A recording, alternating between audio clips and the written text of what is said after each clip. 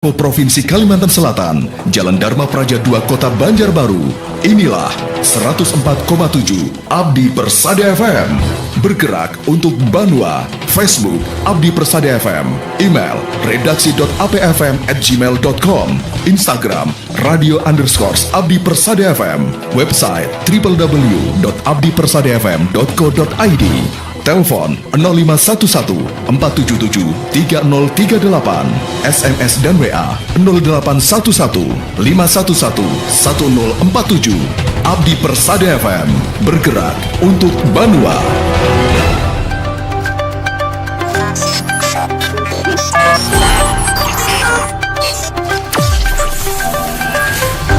Sesaat lagi Anda mengikuti dialog agenda kita. Selamat mengikuti.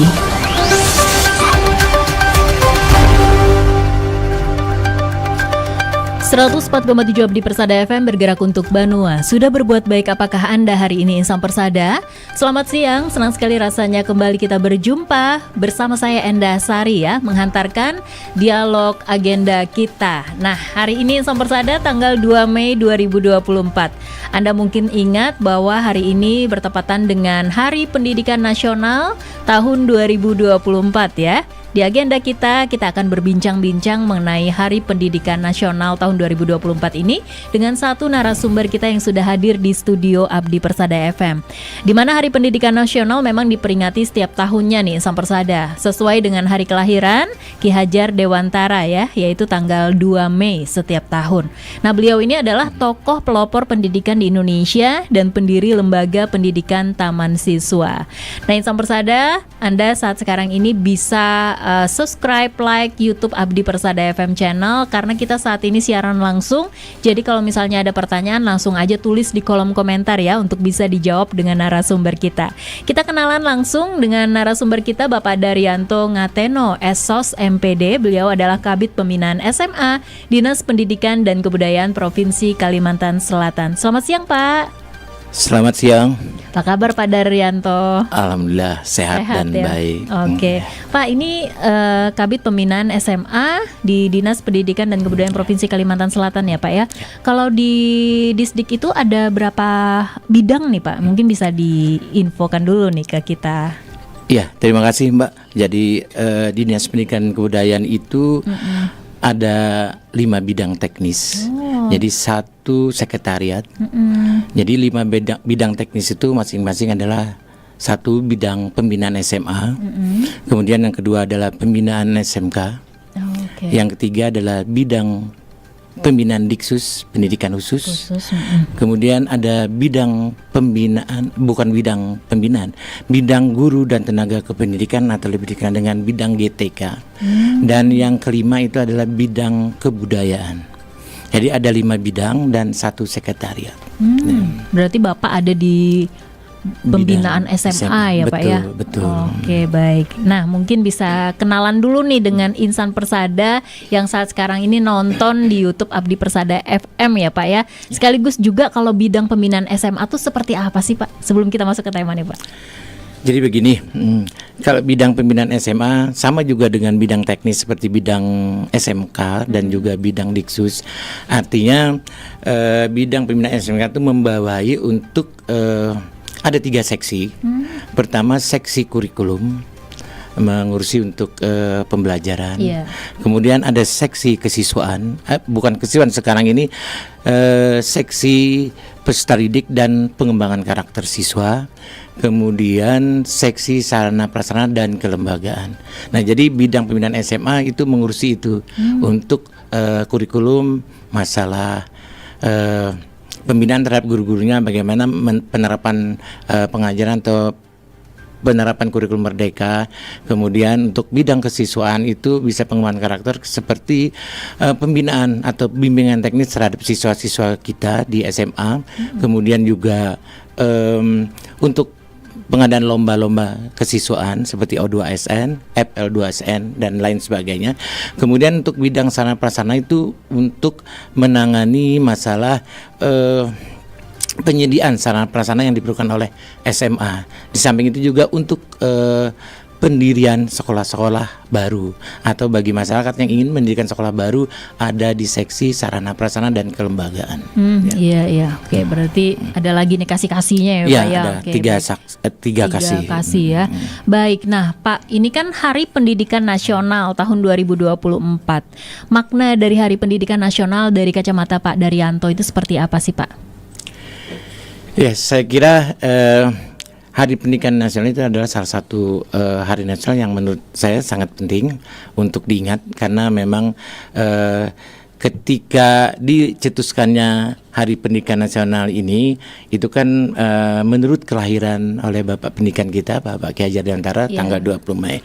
Dan itu sangat penting sehingga bisa membuat pendidikan kita bisa sejajar dengan negara-negara lain. Jadi berawal dari situ Hari Pendidikan ini kita peringati, dan mudah-mudahan dengan makna Hari Pendidikan Nasional, pendidikan kita ini bisa berkembang dan bisa maju sejajar dengan daerah-daerah lain tentunya. Oke, dan juga bisa memberikan apresiasi untuk tenaga pendidik ya Pak ya, Betul sekali. dan murid-murid yang berprestasi. Iya, betul. Itu juga ya Pak ya. Betul. Baik. Nah, kalau untuk pendidikan yang di saat ini Pak, bagaimana pendidikan yang diterapkan di Kalimantan Selatan saat ini ya?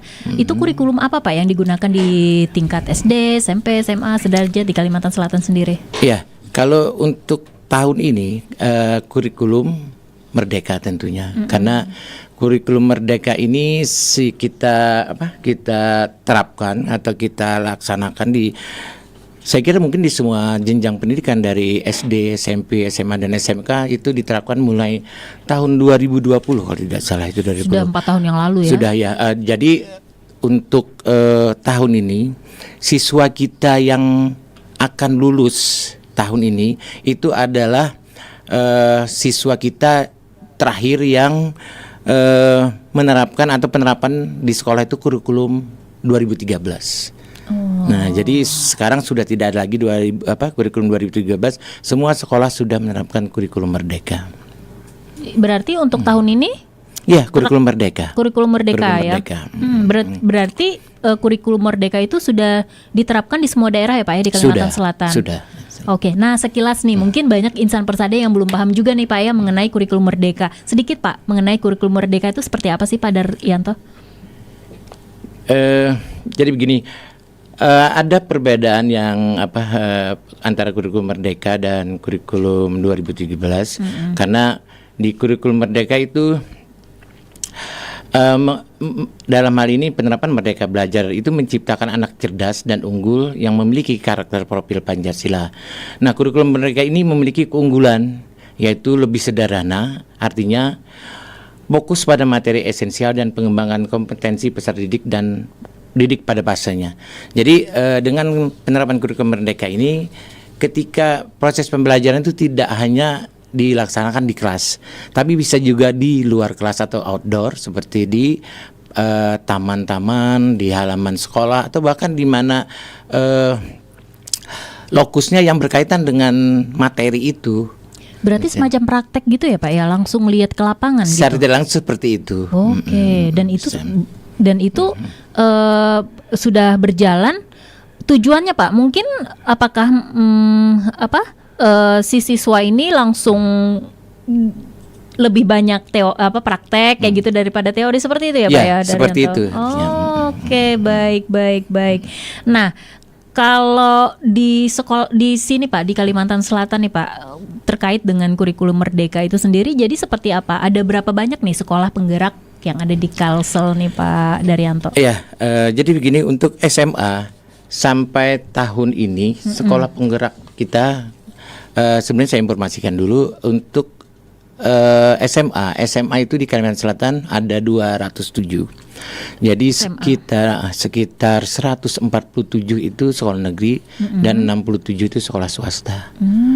Nah, jadi jumlah sekolah penggerak itu ada 29 sekolah. Seluruh Kalimantan Selatan. Ada 29. Oke. Oh, 26 sekolah.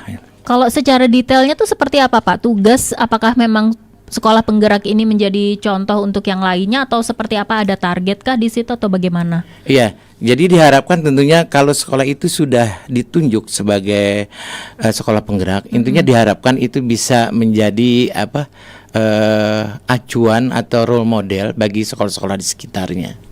Itu. Ya. Harapannya seperti Harapannya itu ya Pak seperti ya. itu, ya. Dan dari tahun ke tahun kan tadi Pak Daryanto mengatakan bahwa ini sudah dilaksanakan sejak dari tahun 2020 ya Pak ya. Iya. Itu apakah setiap tahun sekolah penggerak itu bertambah atau seperti apa penjelasannya Pak?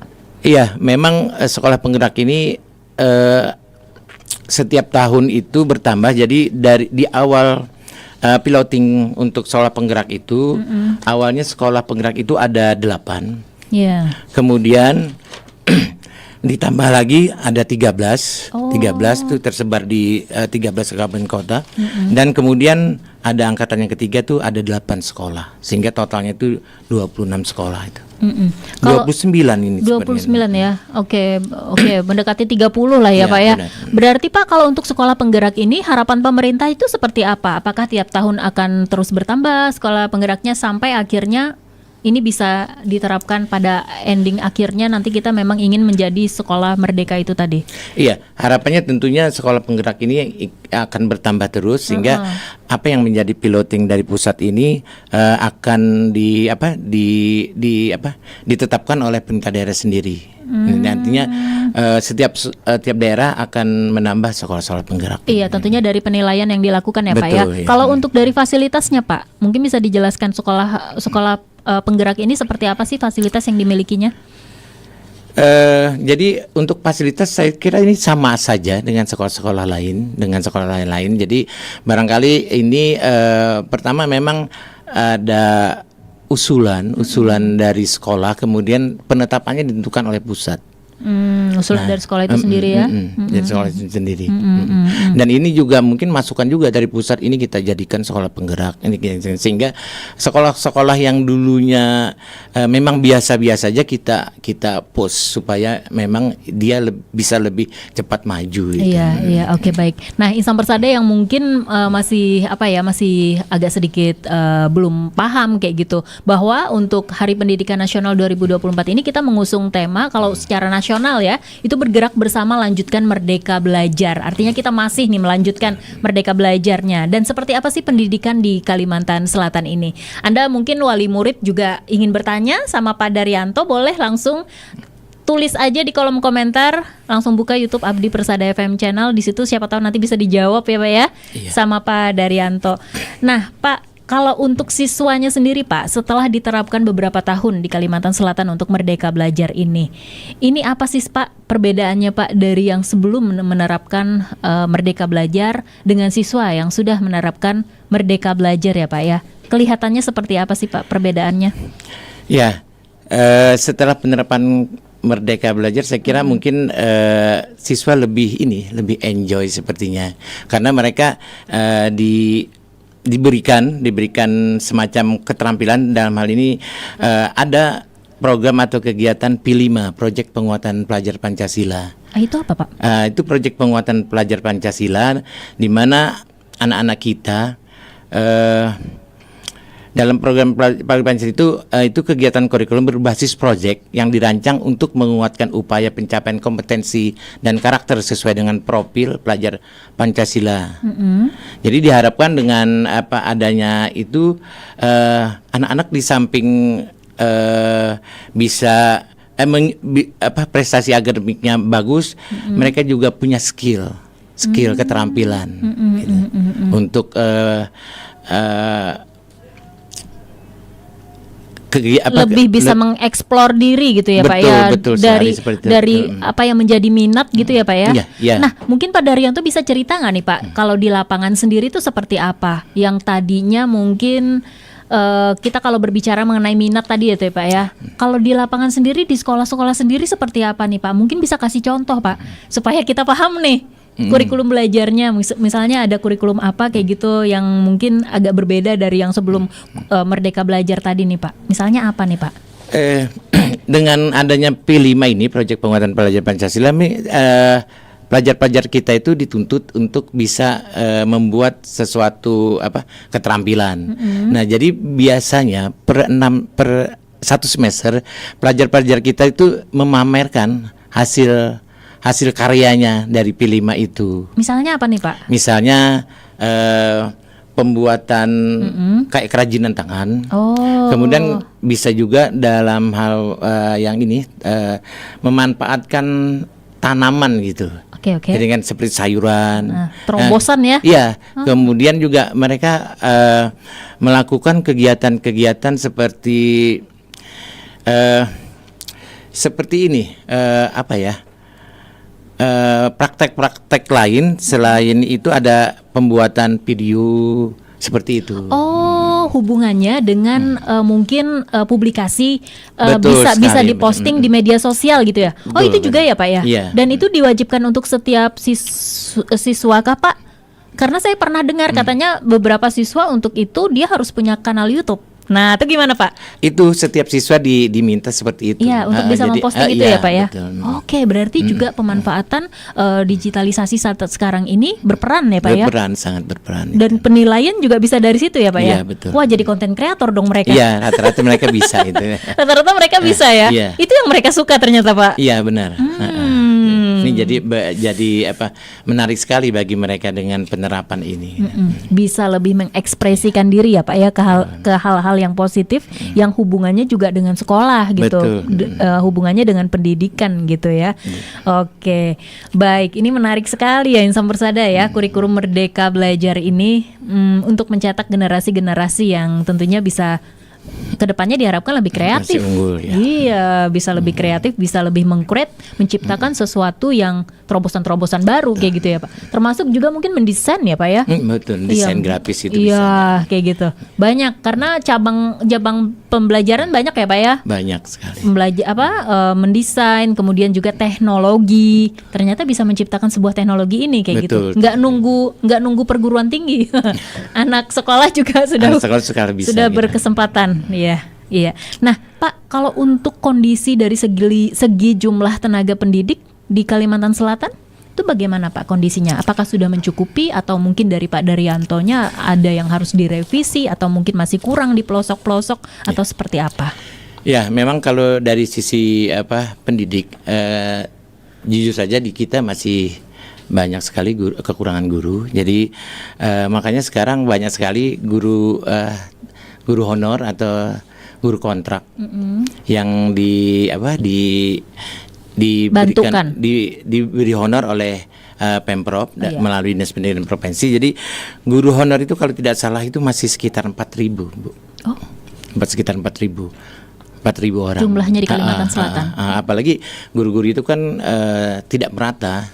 Tidak merata. Jadi ada di daerah-daerah yang kekurangan guru, kemudian ada di satu daerah juga ada yang kelebihan guru mata pelajaran ini, khususnya untuk bidang untuk SMA itu guru mata pelajaran atau guru agak sulit karena memang di SMK itu kan mereka sudah punya program studi atau jurusan. Itu yang biasanya yang kurang itu apa nih Pak? Guru jurusan apa nih Pak yang biasanya yang langka, yang susah untuk dipenuhi?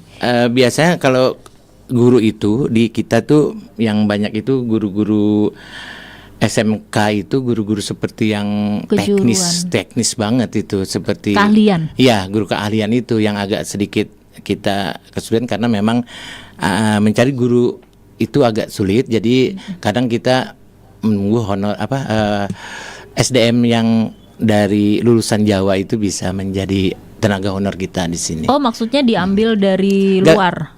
Enggak juga, mereka yang orang lulusan itu datang ke sini karena tidak diambil, tapi mereka sendiri datang gitu. Oke, untuk dibantukan ya, sehingga bisa digunakan oleh pemerintah untuk direkrut menjadi tenaga honorer, guru honor gitu. Seperti itu ya Pak ya. Yeah. Artinya seperti apa nih Pak saat ini kondisinya masih kekurangan ya Pak ya? Masih kekurangan kita. Oke, terus bagaimana Pak untuk kedepannya seperti apa nanti untuk ini? Ya, kedepannya tentunya diharapkan ada pengangkatan guru honor itu. Jadi kita tidak lagi ada guru honor lah. Artinya guru honor itu kita hargai untuk kedepannya bisa diangkat menjadi guru tetap atau tetap, ya, sebagai guru P3K atau PNS gitu. Oke. Dan sudah berjalan beberapa tahun sebelumnya ya Pak ya, kalau untuk pengangkatan itu sudah kalau untuk guru ya Pak ya. Iya, untuk guru. Berarti hasilnya justru bisa lebih better dong, lebih baik dari yang sebelum-sebelumnya Pak ya untuk saat ini. Iya. Karena sudah banyak dari P3K walaupun mungkin belum semua ya Pak ya. Iya, betul. Oke. Berarti harapan pemerintah untuk bisa harapan kita nih Pak semua untuk bisa memenuhi ini, solusinya apakah dengan cara seperti itu atau mungkin menambah skill dari keahlian dari si tenaga pendidik ini Pak, kalau menurut Bapak? Yang pertama untuk memenuhi kekurangan guru itu tentunya ya kita masih memerlukan merekrut guru-guru honor yang memang sesuai di mana kekurangan kita di mata pelajaran apa kita rekrut untuk menjadi tenaga honor. Dan kemudian harapannya tentunya setelah itu kita beri kesempatan untuk bisa diangkat jadi P3 sehingga tidak ada lagi guru honor gitu. Iya, itu sih ya harapannya Pak ya. Oke, baik. Kalau target ada nggak Pak di tahun berapa gitu? Saya nggak bisa bilang gitu. Itu masih kebijakan. Merdeka belajar, termasuk juga tenaga pendidiknya ini ya, gitu.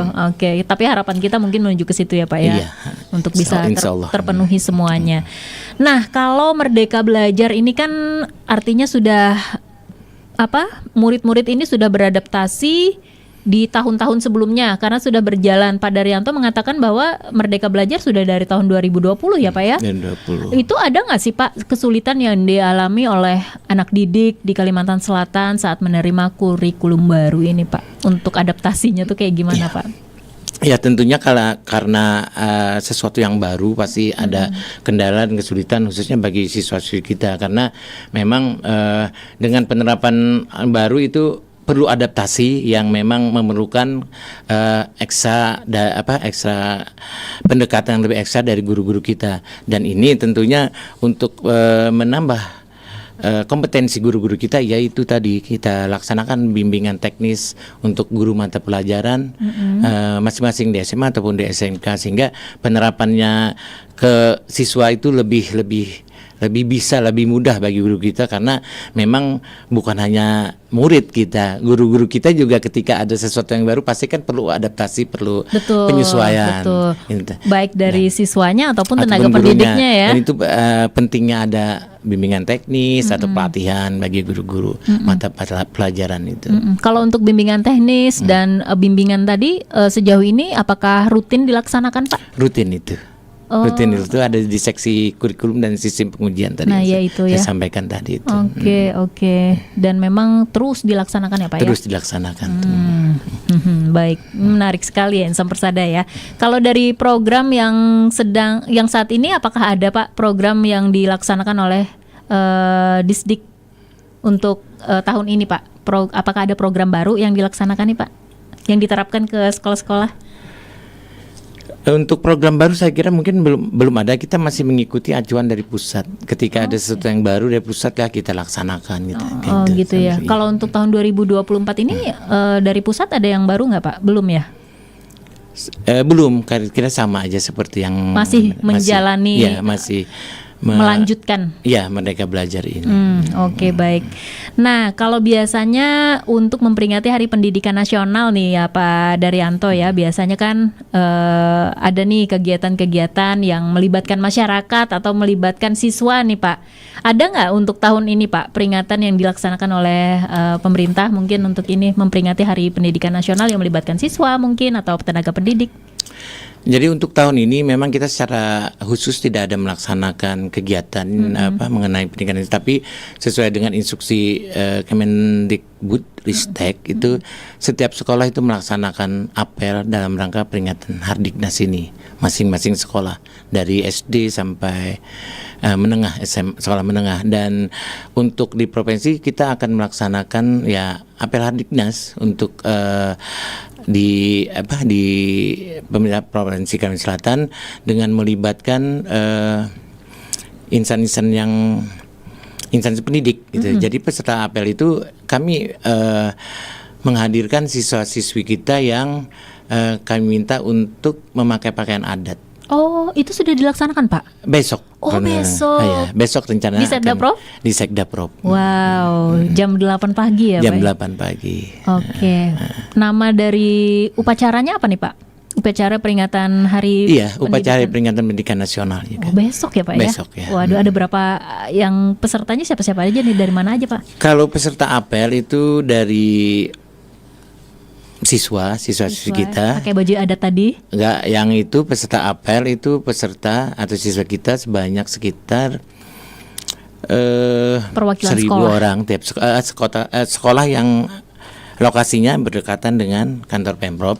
Kemudian guru-guru juga, Guru-guru masing-masing guru-guru. Kemudian kepada sekolah-sekolah yang tersebut tadi, yang dekat dengan Pemprov tadi, kami minta untuk menyertakan siswa-siswinya berpakaian adat sebanyak 4 pasang. Oh, 4 gitu. pasang, 4 pasang dikalikan 5 sekolah menjadi 20 pasang. Oh, gitu. Dan pelaksana apel itu semua dari guru dan siswa. Iya. Pelaksana Oke. petugas apel. Dan rencananya akan diikuti oleh gubernur. Rencana akan Rencana sebagai pembina upacara Bapak upacara Gubernur. kita ya Betul. gitu. Oke, besok ya Pak ya. Besok. Waduh, ini harus diliput ya. Menarik sekali. Baik Pak Daryanto, ini waktu kita terus berjalan. Nah, tapi sebelum kita akhiri nih, mungkin ada nggak sih Pak harapan Bapak gitu untuk di Hari Pendidikan Nasional ini, apapun itu Pak, mungkin ada yang masih harus dibenahi, atau harapan-harapan seandainya kita punya ini untuk pendidikan kita di Kalimantan Selatan, atau apa saja nih Pak Daryanto? Ya, harapan kami dalam rangka Hari Pendidikan Nasional ini tentunya kepada masyarakat agar selalu tetap mendukung pendidikan kita di daerah kita, supaya pendidikan di tempat kita ini bisa sejajar dengan daerah-daerah lain, karena tanggung jawab pendidikan itu bukan hanya di pemerintah pusat ataupun daerah, tapi tanggung jawab itu juga ada di masyarakat, karena kita ketahui pendidikan saat ini hanya bertumpu kepada dana BOS pusat dan dana BOSDA. Nah, dari kalkulasi dana BOSDA dan dana dari pusat itu belum mencukupi untuk pembiayaan pendidikan kita per tahun per anak. Dan inilah harapannya tentunya kepada masyarakat agar bisa ikut berpartisipasi untuk ikut memajukan pendidikan dengan cara, misalnya kalau memang sekolah itu perlu berarti misalnya perlu dana untuk ini, tolonglah dibantu. bisa berkontribusi ya Pak ya? Bisa dengan catatan bahwa itu sifatnya sumbangan, bukan pungutan. Jadi kesadaran orang tua siswa kita yang mampu agar bisa membantu sekolah, supaya sekolah di mana anaknya bersekolah itu bisa maju. Iya, siapapun ya Pak ya. Ya. Artinya bisa juga para pengusaha atau mereka-mereka yang peduli lah ya. Dengan harapan kita juga kepada pemerintah supaya pendidikan kita maju, ya tetaplah memperhatikan bidang pendidikan, karena pendidikan adalah salah satu tolak ukur kemajuan satu daerah itu.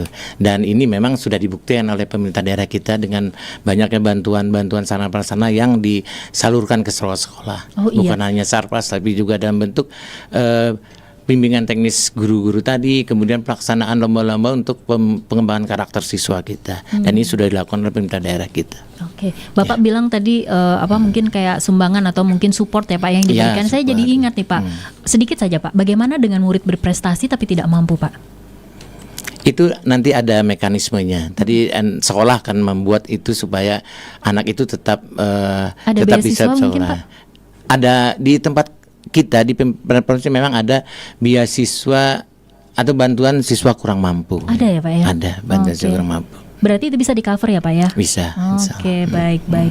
Pak Daryatno, ini makasih Pak ya untuk penjelasannya, ilmunya, sharingnya untuk kita semua di Hari Pendidikan Nasional ini ya Pak ya. Harapan kita bersama pendidikan di Kalimantan Selatan ini juga bisa seiring sejalan dengan daerah-daerah lain, bahkan bisa lebih maju juga gitu. Amin, ya Pak ya. Amin. Dan tentunya pendidik siswa kita, tenaga pendidik juga itu terutama tenaga pendidik juga bisa sejahtera nih Pak. Amin. Harapannya seperti itu sih Pak ya, untuk bisa lebih maju lagi dan bisa mendidik dengan, akhirnya juga bisa mendidik dengan baik seperti itu. Terima kasih Pak Daretno sekali lagi atas waktunya. Kapan-kapan kita ngobrol lagi Pak. Dan terima kasih juga untuk Insan Persada yang sudah bergabung menonton di dialog agenda kita untuk edisi hari ini 2 Mei 2024 bersama saya Enda Sari dalam dialog agenda kita Hari Pendidikan Nasional ya. Sekali lagi terima kasih dan jangan lupa untuk selalu berbuat baik dimanapun, kapanpun, dan kepada siapapun. Assalamualaikum warahmatullahi wabarakatuh dan sampai jumpa. Waalaikumsalam warahmatullahi wabarakatuh. Demikian dialog agenda kita. Terima kasih atas kebersamaan Anda.